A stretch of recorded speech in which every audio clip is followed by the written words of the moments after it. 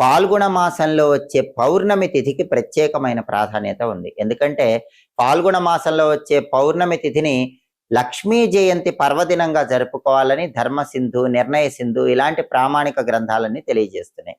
మరి ఫాల్గుణ పౌర్ణమిని లక్ష్మీ జయంతిగా ఎందుకు జరుపుకోవాలంటే, దేవతలు దానవులు క్షీరసాగర మథనం చేసినప్పుడు ఆ క్షీరసాగర మథనంలో శ్రీ మహాలక్ష్మీదేవి ఫాల్గుణ మాసంలో వచ్చే పౌర్ణమి రోజు ఆవిర్భవించిందని కొన్ని పౌరాణిక గ్రంథాలు తెలియజేస్తున్నాయి. అయితే ఇక్కడ మనకి కొన్ని సందేహాలు వస్తాయి.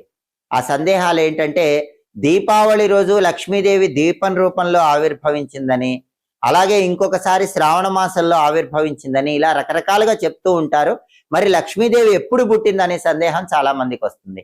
అంటే మనకి ఎన్నో కల్పాలు ఉంటాయి. ఒక్కొక్క కల్పంలో శ్రీ మహాలక్ష్మీదేవి ఒక్కొక్క రకంగా పుట్టిందని పౌరాణిక గ్రంథాలన్నీ తెలియజేస్తున్నాయి. కాబట్టి ఒకానొక కల్పంలో దేవతలు